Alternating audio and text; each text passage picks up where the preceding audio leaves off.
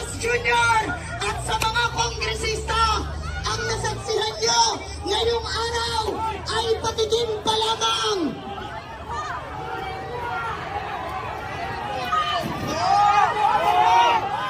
Mga kasama, sinsinin natin ang ating hangad!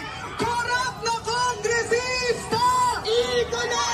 Idolo! Idolo! Idolo! Korap na kongresista! Serbisyo sa tao! Huwag gawing negosyo! Mga kasama, ayusin ang ating hangad!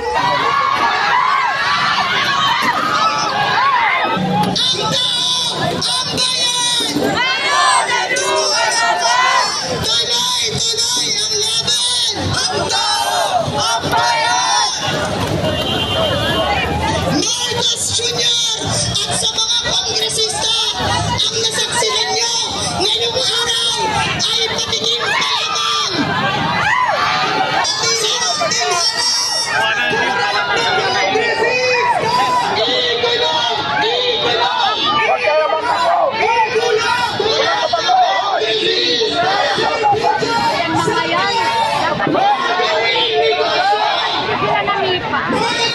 Kunwari, may pakailan si Marcos sa mamamayan. Magpapaimbestiga daw sa flood control project. Kunwari, galit na galit sa korupsyon.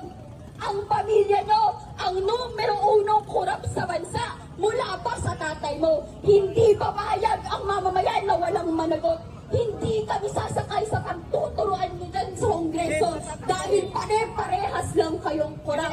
At Duterte, kala mo ligtas ka? Napatunayan na mula pa pala noong 2016 ang flood control projects. Hindi papayag ang mamamayan na walang managot.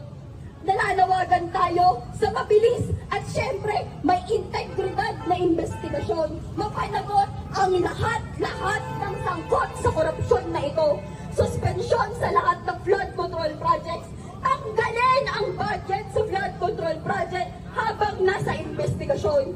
Kompensasyon sa mga biktima ng pagbaha at siyentipiko at makabasang pagharap sa krisis sa klima.